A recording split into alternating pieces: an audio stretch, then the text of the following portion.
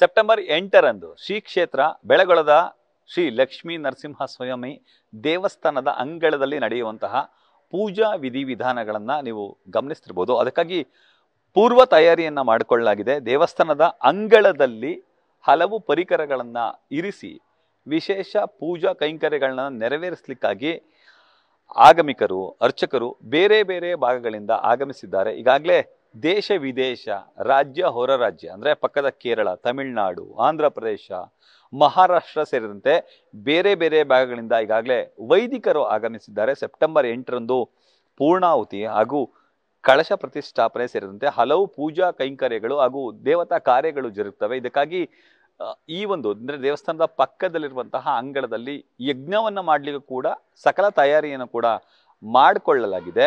ಇಲ್ಲಿ ಸುಮಾರು 24 ಮಂದಿ ವೈದಿಕರು ನಿರಂತರವಾಗಿ ಪೂಜಾ ಕೈಂಕರ್ಯಗಳಲ್ಲಿ ತೊಡಗಿರ್ತಾರೆ. ಇಲ್ಲಿ ಒಂದಷ್ಟು ಸಂಪ್ರೋಕ್ಷಣೆ ಮಾಡುವಂತಹ ಪರಿಕರಗಳನ್ನು ಇಟ್ಕೊಂಡು ಪೂಜೆ ಸಲ್ಲಿಸಿ ನಂತರ ಕಳಶ ಪ್ರತಿಷ್ಠಾಪನೆಗೆ ಅದನ್ನ ಸಂಪ್ರೋಕ್ಷಣೆ ಮಾಡುವ ಮೂಲಕ ಪೂಜಾ ಕೈಂಕರ್ಯಗಳನ್ನ ನೆರವೇರಿಸ್ತಾರೆ. ಇದಕ್ಕಾಗಿ ಸರ್ವ ರೀತಿಯಲ್ಲೂ ಕೂಡ ತಯಾರಿಯನ್ನ ಮಾಡಿಕೊಳ್ಳಲಾಗಿದೆ. ಇನ್ನು ಇದಕ್ಕೆ ಸಂಬಂಧಪಟ್ಟಂತೆ ಮಾತಾಡಲಿಕ್ಕೆ ನಮ್ಮ ಜೊತೆ ಸ್ಥಳೀಯರಾದಂತಹ ವೈದಿಕರು ಆದಂತಹ ವಿನಯ್ ಅವರಿದ್ದಾರೆ. ನಾನು ಅವ್ರನ್ನ ಮಾತಾಡಿಸ್ತಾ ಹೋಗ್ತೇನೆ. ಗುರುಗಳೇ, ಈಗ ಇದರ ವಿಶೇಷತೆ ಹೇಳ್ಬೋದಾ ಗುರುಗಳೇ? ಖಂಡಿತ. ಶ್ರೀಮತೆ ರಾಮಾನುಜಾಯ ನಮಃ. ಶ್ರೀ ಲಕ್ಷ್ಮೀ ನರಸಿಂಹ ಪರಬ್ರಹ್ಮಣೇ ನಮಃ. ಸಾಧಾರಣವಾಗಿ ಭಗವಂತನ ಪೂಜಾ ವಿಧಿಗಳಲ್ಲಿ ಸ್ವಾರ್ಥ ಪರಾರ್ಥ ಅಂತ 2 ವಿಧ ಶಾಸ್ತ್ರದಲ್ಲಿ ಹೇಳಿದ್ದಾರೆ. ಮನೆಯಲ್ಲಿ ಮಾಡತಕ್ಕಂಥದ್ದು ಸ್ವಾರ್ಥ ಆರಾಧನೆ, ನಮ್ಮ ಕುಟುಂಬಕ್ಕೆ ಶ್ರೇಯಸ್ಸಿಗಾಗಿ, ಸಕಲ ಲೋಕದ ಒಂದು ಶ್ರೇಯಸ್ಸಿಗಾಗಿ ಮಾಡತಕ್ಕಂಥದ್ದು ಪರಾರ್ಥ ಯೋಜನ ಅಂತ ಹೇಳಿ. ಹಾಗಾಗಿ ವಿಶ್ವಕ್ಷೇಮ ಟ್ರಸ್ಟ್ನ ಈ ಒಂದು ಲಕ್ಷ್ಮೀ ನರಸಿಂಹ ಕ್ಷೇತ್ರದಲ್ಲಿ ಭಗವಂತನ ಒಂದು ಸರ್ವಲೋಕಕ್ಕೂ ಒಳಿತಾಗಲಿ, ವಿಶ್ವಕ್ಕೆ ಕ್ಷೇಮವಾಗಲಿ ಅನ್ನೋ ದೃಷ್ಟಿಯಿಂದ ಇಲ್ಲಿ ಮಂದಿರವನ್ನು ಲಕ್ಷ್ಮೀ ನರಸಿಂಹಸ್ವಾಮಿಗೆ ಮಂದಿರ ನಿರ್ಮಾಣ ಮಾಡಿದ್ದಾರೆ. ಇದು ಪ್ರಾರಂಭ ಹಂತದಲ್ಲಿ ಗರ್ಭಗೃಹ, ಅರ್ಧಮಂಟಪ, ಮಹಾಮಂಟಪ ಮಾತ್ರ ನಿರ್ಮಾಣವಾಗಿತ್ತು. ಈಗ ಭಗವತ್ ಸಂಕಲ್ಪದಂತೆ ರಾಜಗೋಪುರಗಳ ನಿರ್ಮಾಣ ಆಗಿದೆ.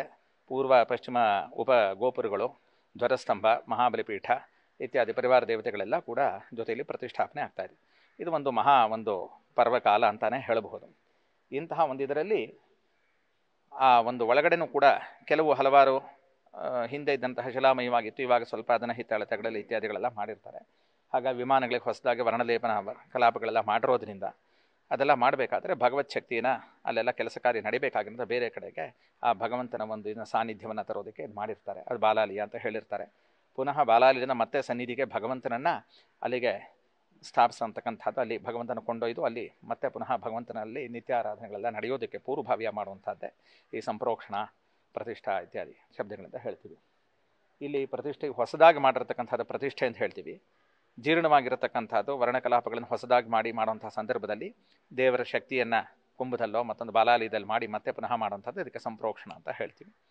ಹಾಗಾಗಿ ಈ ಒಂದು ಆಗಮೋಕ್ತವಾಗಿರತಕ್ಕಂಥದ್ರಲ್ಲಿ ನಮ್ಮ ವೈಷ್ಣವಾಗಮಗಳಲ್ಲಿ ಪಾಂಚರಾತ್ರ ವೈಖಾನಸ ಅಂತ, ಅದರಲ್ಲಿ ಶ್ರೀ ಪಾಂಚರಾತ್ರ ಭಗವತ್ ಶಾಸ್ತ್ರದ ಆ ಒಂದು ಶಾಸ್ತ್ರದ ಕ್ರಮದಲ್ಲಿ ಸಂಹಿತಾ ಕ್ರಮೋಕ್ತವಾಗಿ ಇಲ್ಲೆಲ್ಲ ದ್ವಾರಾರ್ಚನ ಪುರಸ್ಸರವಾಗಿ ಎಲ್ಲ ಉತ್ತಮ ಒಂದು ಇದರಲ್ಲಿ ಬರುತ್ತೆ. ಉತ್ತಮ ಅನುಕಲ್ಪ ಅಂತೆಲ್ಲ ಹೇಳ್ತಾರೆ.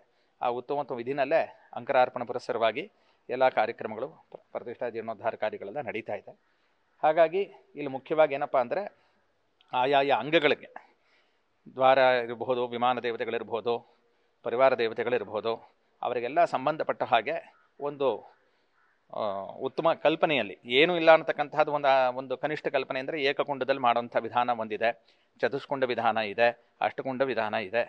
ಹಾಗೆ ಪ್ರತಿ ಒಂದು ಇದನ್ನು ಮಾಡುವಂಥದ್ರಲ್ಲಿ ಹಲವಾರು ಆ ಒಂದು ಆಚಾರ್ಯರ ಒಂದು ಉಪಸ್ಥಿತಿ, ಅವ್ರನ್ನೆಲ್ಲ ಸೇರಿಸಿ ಮಾಡುವಂಥ ಒಂದು ಸಾಮರ್ಥ್ಯ ಇದ್ದಾಗ, ಸೌಲಭ್ಯ ಇದ್ದಾಗ ಅದನ್ನು ಮಾಡುವಂಥ ಆಚರಣೆಯೂ ಸಂಪ್ರದಾಯದಲ್ಲಿ ಉಂಟು.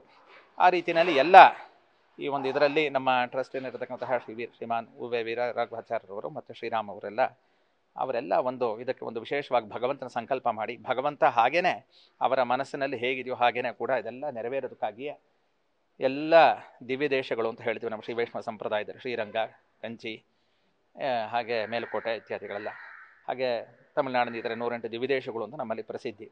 ಅಲ್ಲಿ ಇರತಕ್ಕಂತಹ ಪ್ರಸಿದ್ಧವಾದ ಮನ್ನಾರ್ಗುಡಿ ಇರಬಹುದು, ಕುಂಭಕೋಣ ಇರಬಹುದು, ತಿರುಚೇರಿ ಸಾರನಾಥ ಪೆರುಮಾಳ್ ದೇವಸ್ಥಾನ ಇರಬಹುದು. ಇಲ್ಲಿರತಕ್ಕಂತಹ ಅಲ್ಲಿ ಭಗವಂತನ ಆರಾಧನೆ ಮಾಡ್ತಕ್ಕಂಥ ಮಹಾಮಹಿಮರೆಲ್ಲ ಯಾರ್ಯಾರಿದ್ದಾರೆ ಅಂತಹ ಅರ್ಚಕ ವರೇಣ್ಯರನ್ನೆಲ್ಲರನ್ನೂ ಒಂದು ಇದರಲ್ಲಿ ಅಹೋಬಲ ಎಲ್ಲ ಕಡೆಯಿಂದನೂ ಕೂಡ ಅವ್ರನ್ನ ಇಲ್ಲಿ ಒಂದು ಕಡೆ ಈ ಒಂದು ಅವರನ್ನ ಭಿನ್ನವಿಸಿ ಅವರ ಒಂದು ಕರಕಮಲಗಳಿಂದ ಭಗವಂತನಿಗೆ ಈ ಒಂದು ಕೈಂಕರ್ಯಗಳನ್ನು ನೆರವೇರಿಸಿ ಆ ಭಗವಂತನ ಒಂದು ಇದು ಸಾರ್ಥಕತೆ ಅಲ್ಲಿ ಸಾನ್ನಿಧ್ಯ ಪೂರ್ಣ ಸಾನ್ನಿಧ್ಯ ಏರ್ಪಡಲಿ ಅನ್ನತಕ್ಕಂಥದ್ದು ಆಚಾರ್ಯರ ಒಂದು ಅಭಿಪ್ರಾಯ. ಹಾಗೆ ಶಾಸ್ತ್ರೋಕ್ತವಾಗಿ ಅದಕ್ಕೆ ತಕ್ಕ ಹಾಗೆ ವಿಮಾನ, ಪ್ರಧಾನ ದೇವತಾ ಅವರದ್ದು ಒಂದು ಕುಂಡಗಳು, ಹಾಗೆ ಗೋಪುರ ದ್ವಾರ ದೇವತೆಗಳು, ಧ್ವಜಸ್ತಂಭ ಇತ್ಯಾದಿಗಳು, ಹಾಗೆ 24 ಕುಂಡಗಳು, ಉತ್ತಮೋತ್ತಮವಾಗಿ 108 ಪಾಲಿಕೆಗಳು ಅಂತ ಹೇಳಿ ಅದರಲ್ಲಿ ಅಲಂಕಾರಾರ್ಪಣೆ ಆಗಿದೆ. ಹಾಗೆ ಭಗವಂತನಿಗೆ 4 ವಿಧವಾದಂತಹ ರೂಪದಲ್ಲಿ ಆರಾಧನೆ ಉಂಟು. ಒಂದು ಮೂರ್ತಿ ರೂಪ ಆರಾಧನೆ, ಬಿಂಬ ಅಂತ ಹೇಳ್ತಾರೆ. ಚಕ್ರಾಬ್ಜ ಮಂಡಲದಲ್ಲಿ ಮಂಡಲಾರಾಧನೆ, ಯಜ್ಞಕುಂಡದಲ್ಲಿ ಅಗ್ನಿರೂಪದಲ್ಲಿ ಆರಾಧನೆ, ಹಾಗೆ ಕಲಶದಲ್ಲಿ ಭಗವಂತನಿಗೆ ಕಲಶಾರಾಧನೆ, ಹೀಗೆ ಚತುಸ್ಥಾನಾರ್ಚನೆ ಅಂತ ಹೇಳಿ ಹಾಗೆ ಚತುಸ್ಥಾನಾರ್ಚನೆ ಯುಕ್ತವಾಗಿ ಇಲ್ಲಿ ಭಗವಂತನ ಒಂದು ಪೂಜಾ ಕೈಂಕರ್ಯಗಳು ನಡೆಯಲಿವೆ. ಇವಾಗ ಅಲಂಕಾರಾರ್ಪಣೆಗಳೆಲ್ಲ ಆಗಿ ಇವಾಗ ಗೋಪುರ ದೇವತೆಗಳಿಗೆ ಛಾಯಾದಿವಾಸಗಳೆಲ್ಲ ಆಗಿದೆ.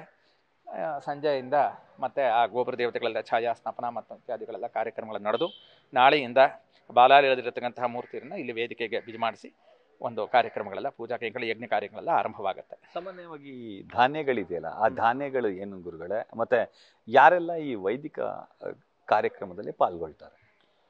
ಸಾಧಾರಣ ಈ ಧಾನ್ಯಗಳು ಹೇಳತಕ್ಕಂಥದ್ದು, ಧಾನ್ಯಗಳು ಒಂದು ಇಲ್ಲಿ ನೀವು ನೋಡ್ತಾ ಇರೋ ಹಾಗೆ ಇಲ್ಲಿ 3 ತ್ರಿವರ್ಗ ಪಾಲಿಕೆಗಳು ಅಂತ ಹೇಳ್ತೀವಿ, ಘಟಿಕ, ಚರಾವ, ಪಾಲಿಕಾ ಅಂತ ಹೇಳಿ. ಇದನ್ನು ಅಂಕರಾರ್ಪಣೆ ಅಂತ ಹೇಳಿ ಆ ಒಂದು ನೆನೆಸಿದಂತಹ ಒಂದು ಧಾನ್ಯಗಳು 12 ಧಾನ್ಯಗಳು ಅಂತ ಹೇಳ್ತಾರೆ. ಆ ಧಾನ್ಯಗಳನ್ನು 12 ತರಹ ಒಂದು ಧಾನ್ಯಗಳೇನಿದೆ ಅದನ್ನು ನೀರನ್ನು ನೆನೆಸಿ ಅದಕ್ಕೆ ಬೀಜಾನಾಂ ಅಧಿಪ ಸೋಮ ಅಂತ ಹೇಳ್ಬಿಟ್ಟು ಸೋಮ ಅದಕ್ಕೆ ಅಧಿಪತಿ, ಹಾಗಾಗಿ ಸೋಮಕುಂಭ ಸ್ಥಾಪನೆ ಮಾಡಿ ಆ ಸೋಮ ಮಂತ್ರದಿಂದ ಅದಕ್ಕೆಲ್ಲ ಅಭಿಮಂತ್ರಣ ಮಾಡಿ ಪಾಲಿಕಾ ದೇವತಾ ಮಂತ್ರಗಳಿಂದ ಅದಕ್ಕೆಲ್ಲ ಸೇರಿಸಿ ಆ ಧಾನ್ಯಗಳನ್ನು ಇದು ಮಾಡ್ತಾರೆ. ಇದು ಹೇಗೆ ಅಂದರೆ ಭಕ್ತಿ ಅನ್ನೋದು ಅಂಕುರ.